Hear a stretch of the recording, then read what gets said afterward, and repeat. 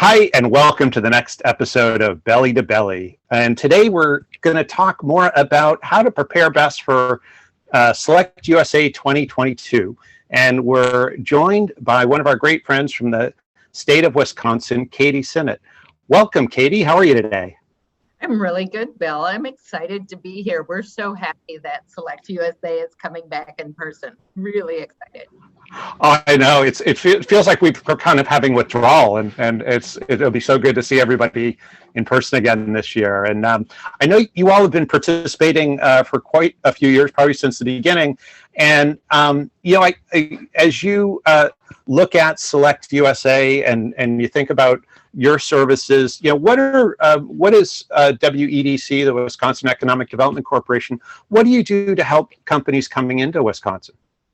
We do so much for our companies. We have full wraparound service from the very beginning when you're thinking about where you want to locate in the United States. We provide all of the industry strengths that you're interested in, talking about the workforce that you'll be accessing, talking about the long-term pipeline for your workforce and how that matches what you need. So we're covering you when you're just looking for your location. And once you have decided on the location, we help you in your next step. That's the build-up phase. We help you get all of your authorizations for construction. We help you access the construction needs that you have, as well as understanding permitting. And if it's a very, very large program or project, we would help you develop your own team, Wisconsin, that will help you through that permitting process. And then lastly, we will help you open, and we'll be with you for the long term. We wouldn't just stay around for just the beginning, head you into the state, but we're here to help you grow in the state. Selecting a new location outside your country is a huge decision. And every company is very concerned that they're committing to the right location and they're committing to the long term. So we stick with you from the very beginning where you're looking to select the location, from the build out into your future growth in our town. Wow, that's fantastic. So really a multi-phased approach to help with that decision, give the appropriate sort of data and connection, and then the process of both landing and then growing. It really sounds very comprehensive. And that includes also the incentives that we offer. Fantastic. Well, it's great, and certainly our audience, all international companies coming in and looking to come into the U.S. So this is really appropriate. And again, as I said off the top, you all have been a part of SelectUSA for quite a number of years. What is it about SelectUSA that's so important, and why do you participate? SelectUSA is the most robust attraction event in the United States. There is no place else where you can see the number of companies that are focused on expansion into the United States, where companies can meet the largest number of states in one location, of course, reducing their costs for the investigative process, as well as meeting all of the key leaders in the federal government as well as in the state government to understand how to really help companies land in Wisconsin and the United States.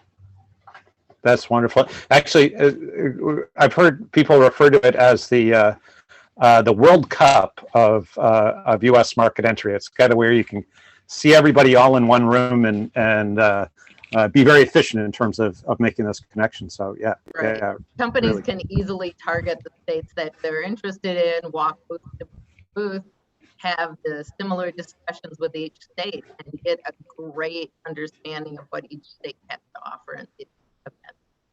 No, that's fantastic. And that's probably a really good segue to our next question, which is, you think of the companies coming, and some have been to the U.S. before and done, whether they have customers here already or they've certainly done some market visits. Others, it'll be their first trip, and for many, their first time to SelectUSA. How would you suggest that companies get the most out of not just going to SelectUSA, but also in this trip to the U.S.? How can they really leverage their time? Sure. There are, I guess, two aspects. One's the event, and then what you do after or before the event. I think when you're talking about the Select USA Summit, it can be pretty overwhelming. It is a huge event. So I think there are a couple key things that companies need to do. One, they need to do their homework, right? They need to have a well-defined project, a timeline for that project, so that states can really respond to what they want, and that states can talk about incentives in a meaningful way, talk about industries in a meaningful way. The other thing that they should do prior to landing in the United States is to fill out their profile. So the profile in the Select USA Summit's application is the only way that the states can find you until the actual day. And if we can find you before, we can do our homework.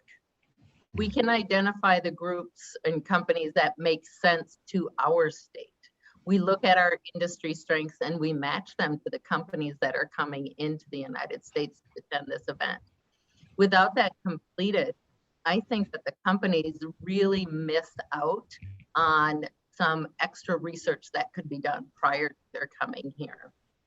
And then lastly, do that research on their side as well. So you have your prepared project, you have filled out your own profile in the Select USA app, but you've also gone in and investigated the states. Figure out who you want to talk to.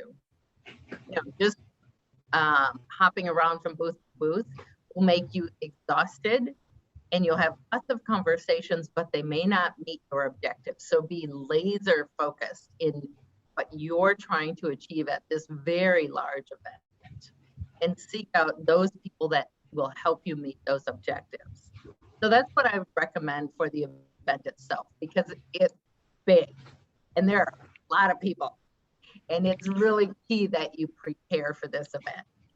And then in terms of what you could do in addition, obviously you could visit the states prior to your visit, but I would always recommend maybe doing it after. If you can tack on a week or something after the event, you've talked to the states that you care about.